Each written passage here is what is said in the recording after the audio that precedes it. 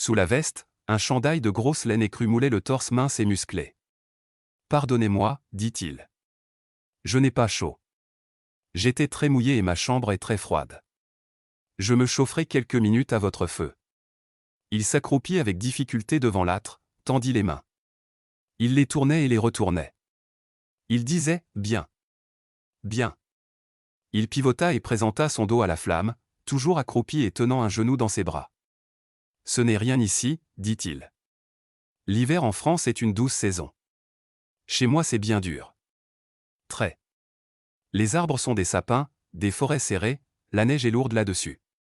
Ici les arbres sont fins. La neige dessus c'est une dentelle.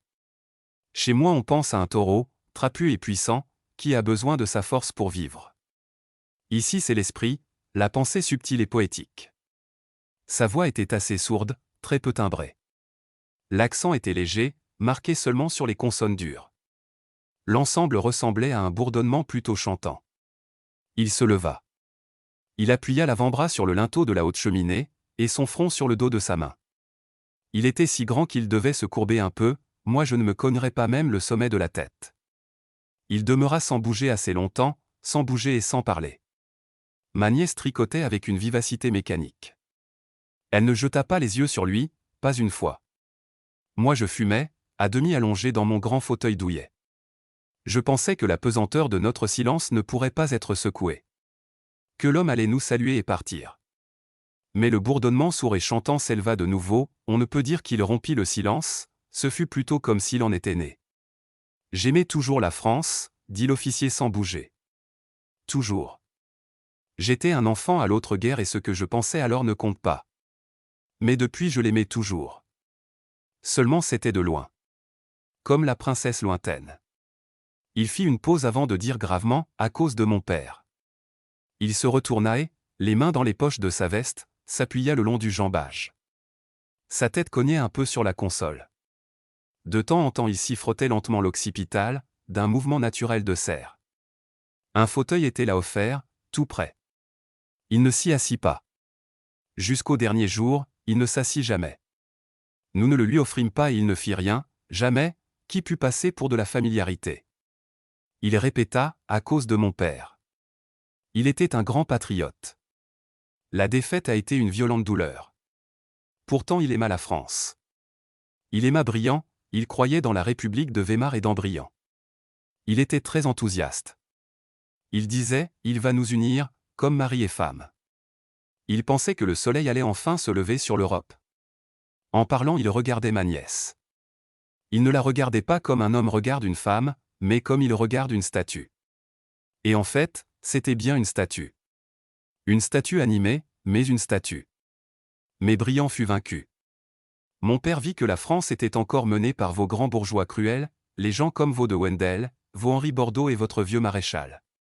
Il me dit, tu ne devras jamais aller en France avant d'y pouvoir entrer botté et casqué. Je dus le promettre, car il était près de la mort. Au moment de la guerre, je connaissais toute l'Europe, sauf la France. Il sourit et dit, comme si cela avait été une explication, je suis musicien.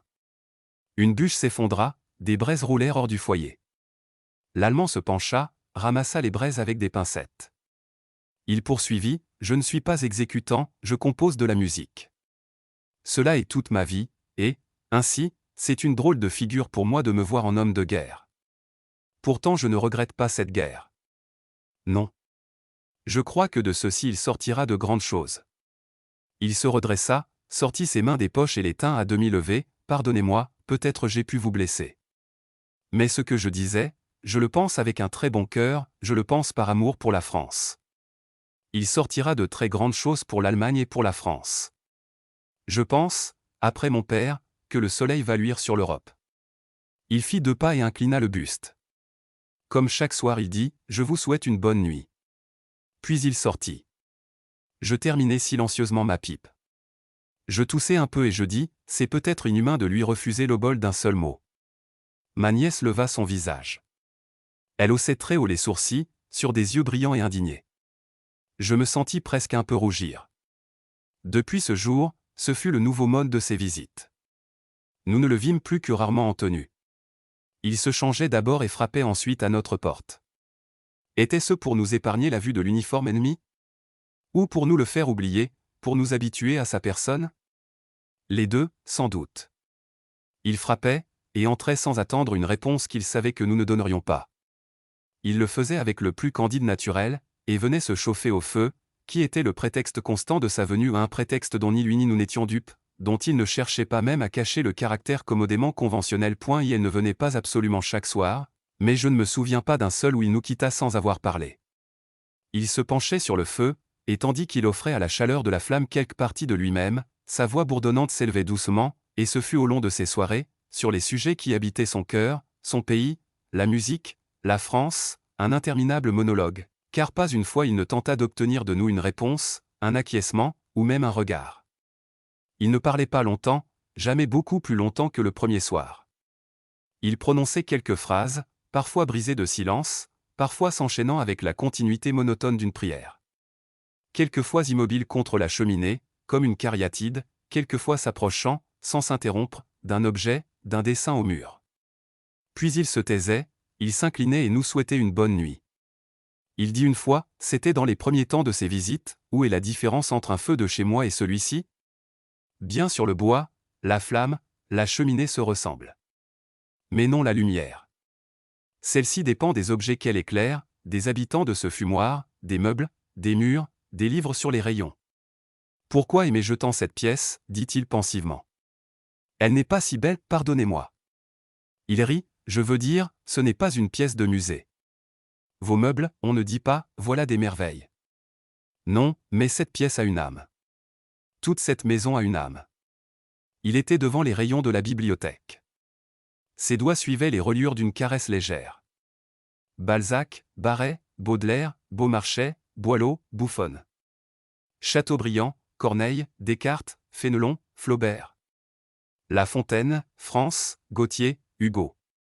Quel appel! Dit-il avec un rire léger et hochant la tête. Et je n'en suis qu'à la lettre H. Ni Molière, ni Rabelais, ni Racine, ni Pascal, ni Stendhal, ni Voltaire, ni Montaigne, ni tous les autres. Il continuait de glisser lentement le long des livres, et de temps en temps il laissait échapper un imperceptible « Ah ». Quand, je suppose, il lisait un nom auquel il ne songeait pas, les Anglais, reprit-il, on pense aussitôt, Shakespeare. Les Italiens, Dante. L'Espagne, Cervantes. Et nous, tout de suite, j'étais. Après, il faut chercher. Mais si on dit, et la France? Alors, qui surgit à l'instant? Molière? Racine? Hugo? Voltaire? Rabelais? Ou quel autre? Ils se pressent, ils sont comme une foule à l'entrée d'un théâtre, on ne sait pas qui faire entrer d'abord. Il se retourna et dit gravement, mais pour la musique, alors c'est chez nous, Bach, Handel, Beethoven, Wagner, Mozart, quel nom vient le premier? Et nous nous sommes fait la guerre, dit-il lentement en remuant la tête. Il revint à la cheminée et ses yeux souriants se posèrent sur le profil de ma nièce. Mais c'est la dernière. Nous ne nous battrons plus, nous nous marierons. Ses paupières se plissèrent, les dépressions sous les pommettes se marquèrent de deux longues fossettes, les dents blanches apparurent. Il dit gaiement, oui, oui. Un petit hochement de tête répéta l'affirmation. Quand nous sommes entrés à Saintes, poursuivit-il après un silence, j'étais heureux que la population nous recevait bien. J'étais très heureux. Je pensais, ce sera facile. Et puis, j'ai vu que ce n'était pas cela du tout, que c'était la lâcheté. Il était devenu grave. J'ai méprisé ces gens. Et j'ai craint pour la France. Je pensais, est-elle vraiment devenue ainsi? Il secoua la tête, non. Non. Je l'ai vu ensuite, et maintenant, je suis heureux de son visage sévère. Son regard se porta sur le mien que je détournai, il s'attarda un peu en divers points de la pièce, puis retourna sur le visage, impitoyablement insensible, qu'il avait quitté. Je suis heureux d'avoir trouvé ici un vieil homme digne. Et une demoiselle silencieuse. Il faudra vaincre ce silence. Il faudra vaincre le silence de la France. Cela me plaît. Il regardait ma nièce, le pur profil têtu et fermé, en silence et avec une insistance grave, où flottaient encore pourtant les restes d'un sourire. Ma nièce le sentait. Je la voyais légèrement rougir, un pli peu à peu s'inscrire entre ses sourcils. Ses doigts tiraient un peu trop vivement, trop sèchement sur l'aiguille, au risque de rompre le fil. Oui, reprit la lente voix bourdonnante, c'est mieux ainsi. Beaucoup mieux. Cela fait des unions solides, des unions où chacun gagne de la grandeur. Il y a un très joli conte pour les enfants, que j'ai lu, que vous avez lu, que tout le monde a lu. Je ne sais si le titre est le même dans les deux pays.